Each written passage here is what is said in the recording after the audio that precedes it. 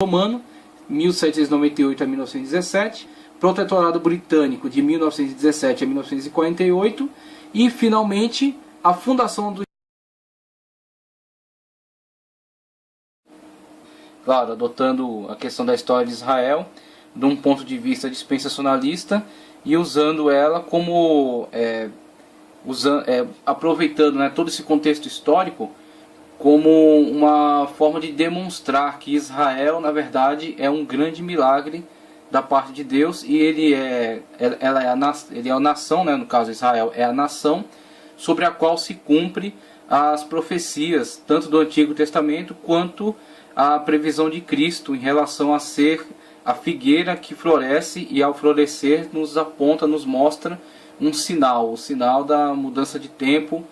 Quando Cristo fala, né, olhai para a figueira e para todas as árvores, quando florescer, saber que já está próximo o verão. Então sabemos que está próximo um acontecimento muito importante, um acontecimento fundamental, a mudança de estação, a mudança de época, né, a mudança de dispensação, vamos dizer assim. Estamos prestes a encerrar a dispensação na qual a igreja ainda está vivendo, que é chamado esse parêntese profético, na verdade é um interregno, né, é uma interseção entre a 69ª semana e a 70ª que está para desenvolver-se ao longo do período chamado Grande Tribulação, né, após o arrebatamento da igreja. Então a gente caminhou pela história de Israel de uma forma bastante breve, mas é importante pontuar isso.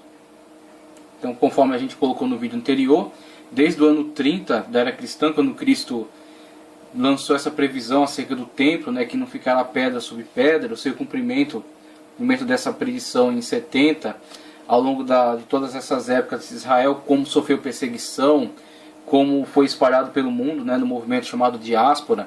E finalmente em 1948, quando já, né, diante desse colapso, né, das grandes guerras mundiais, a grande perseguição aos judeus, não somente a eles, né, mas uma perseguição bastante atroz contra o povo judeu, nessa reunião foi lançado esse projeto do estabelecimento de Israel dentro, novamente, com a sua terra, né, com o seu Estado nacional.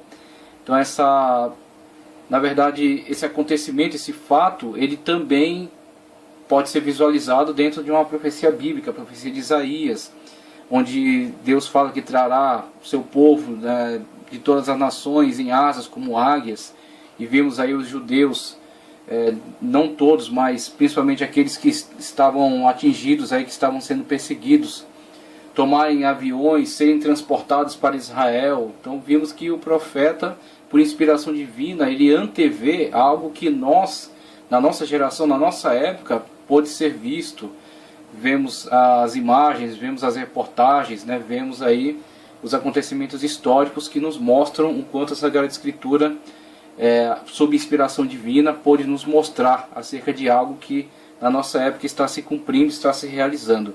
Então vimos aí os judeus sendo transportados para sua terra, Isaías falar acerca da surpresa de algo nunca visto na história humana, uma nação que nasceu em um dia só, e é assim que Israel veio à história contemporânea. Israel foi uma nação que nasceu em um dia só, porque a partir dessa conferência que teve, né, essa reunião, a dificuldade, né, o equilíbrio na votação entre ser favorável, ser contra, o voto de desempate, finalmente o estabelecimento oficial de Israel como uma nação, né, quando o protetorado britânico cedeu uma parte do território que estava sob sua guarda, sob sua responsabilidade, cedeu para o estabelecimento dos judeus que estavam fugindo da perseguição, e depois o estabelecimento de Israel e o enfrentamento que ele teve em relação às outras nações que se levantaram contra esse projeto, se levantaram contra a entrada maciça de judeus, né, naquele território, e a luta que ele vem enfrentando até hoje para manter-se, né, manter a sua independência nesse território, né, um território pelo qual Israel tem batalhado há muito tempo. Então desde 1948, todas essas transformações, todos esses eventos históricos, né, nunca vistos na história humana, tudo isso traz para nós aí uma exemplificação, para nós algo que demonstra dentro do plano real, né, literal, o que é uma profecia bíblica desenvolvendo-se, desenrolando-se ante os nossos olhos.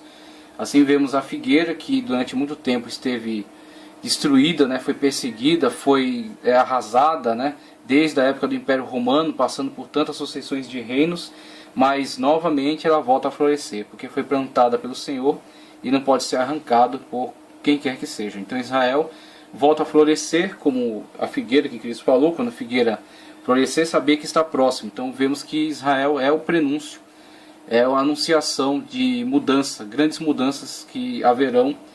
Com certeza aguardamos elas para os nossos dias. Não temos a exatidão da data, não entramos por essa bobagem de ficar tentando encontrar exatidão para datas, porque não nos é permitido. Mas sabemos, está próximo, e esses indícios, esses sinais nos levam a estar com certeza bastante alerta com relação àquilo que irá acontecer. Então, Jesus está às portas, Jesus vai vir buscar a sua igreja, o arrebatamento acontecerá. Esses são os sinais.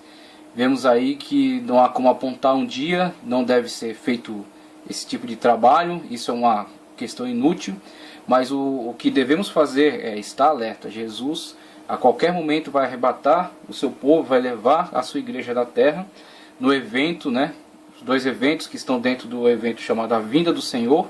Primeiramente o arrebatamento, quando nós nos encontraremos com o Senhor nos ares, e depois a vinda de Cristo à terra juntamente conosco. Nós viremos com Ele estabelecer o seu reino na terra, o reino de 1000 anos, no qual Cristo reinará e nós juntamente com Ele.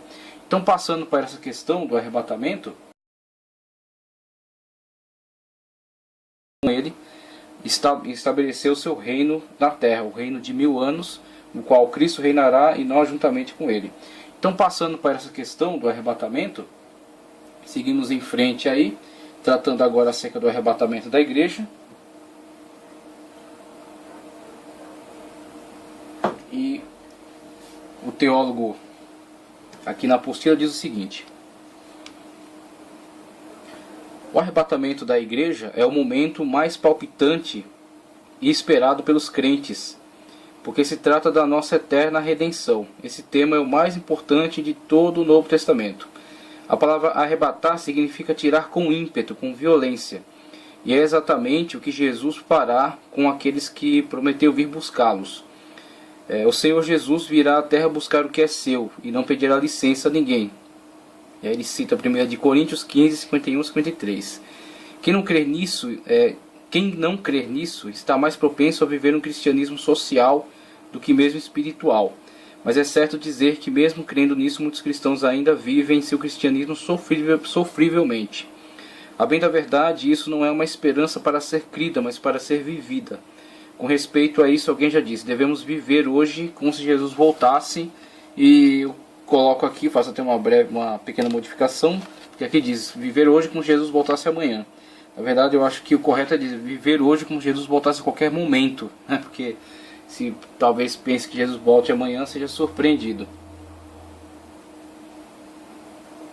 Com respeito à volta de Cristo para buscar a sua igreja, o Novo Testamento nos dá provas exaustivas. Jesus falou muitas vezes e de várias maneiras acerca de sua volta sutil e iminente. Esse ensino está bastante claro, mas especialmente em suas parábolas.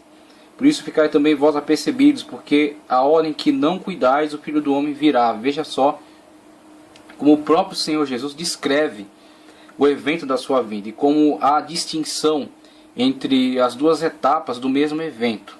Então a vinda de Cristo é o evento, um evento. Só que este evento está dividido em duas etapas. E essas etapas estão claramente especificadas, sendo a primeira etapa, chamada arrebatamento da igreja, é descrita sempre como algo que pega as pessoas de surpresa. Então não é possível fazer a simplificação daquilo que tem feito os pós-milenistas e os pré-milenistas históricos, no sentido de dizerem que não há possibilidade para enxergarmos as duas etapas, que na verdade o evento é também uma só etapa, sendo na verdade apenas a vinda do Senhor em glória para estabelecer o seu reino, quando todos os olhos verão. Isso na verdade seria ignorar essas narrativas em que o próprio Senhor Jesus fala acerca da sua vinda como que de surpresa, pegando as pessoas de surpresa. A sua vinda como algo que não será visualizado, não será visto. É algo que deixará as pessoas atônitas, uma vez que não poderão entender corretamente aquilo que acabou de se passar com eles. De tal forma, como foi rápido, como os apanhou de surpresa, ficaram atônitas. Então é esse o sentimento que nos transmite os textos onde Cristo descreve e onde Paulo também descreve o mesmo evento. Então logo, estamos falando de dois eventos, estamos falando aliás de duas etapas do mesmo evento.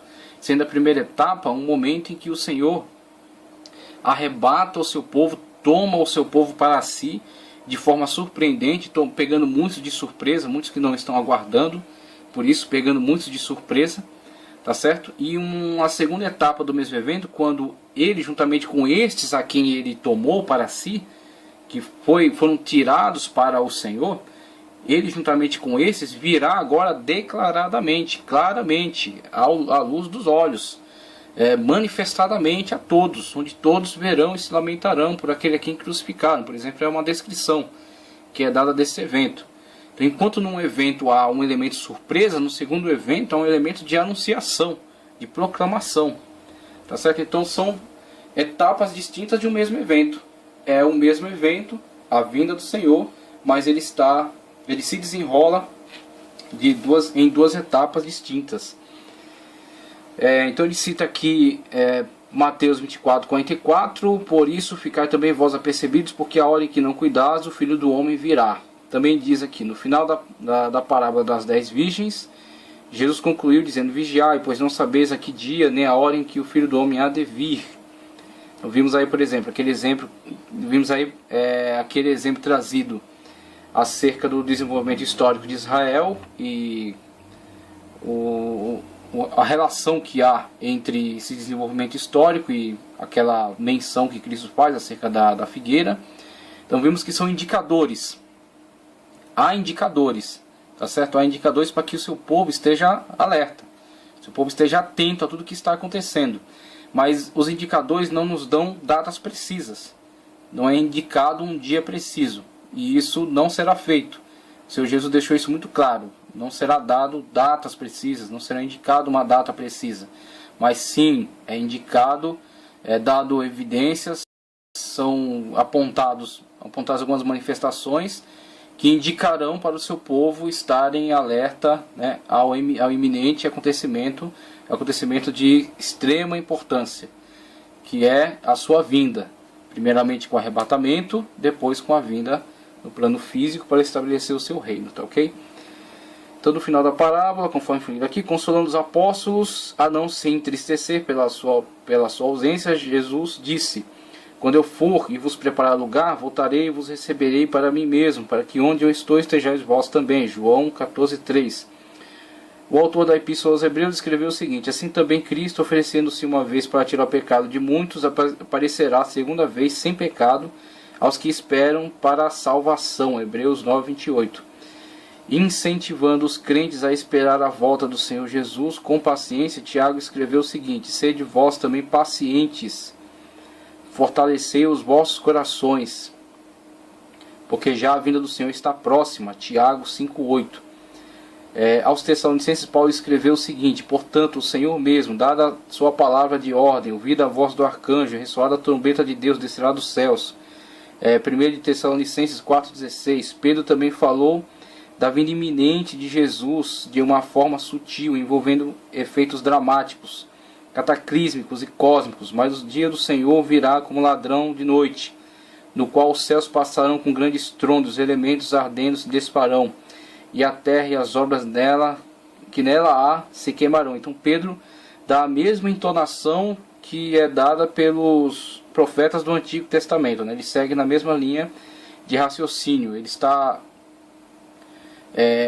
está fundindo aqui tanto a questão da iminência da vinda de Cristo, a surpresa, né, da sua vinda, o Senhor virá como ladrão à noite, mas também os eventos que estão ligados ao grande dia do Senhor, o dia da ira do Senhor. E tudo isso é válido, tudo isso acontecerá, e o seu desenvolvimento mais específico, mais amplamente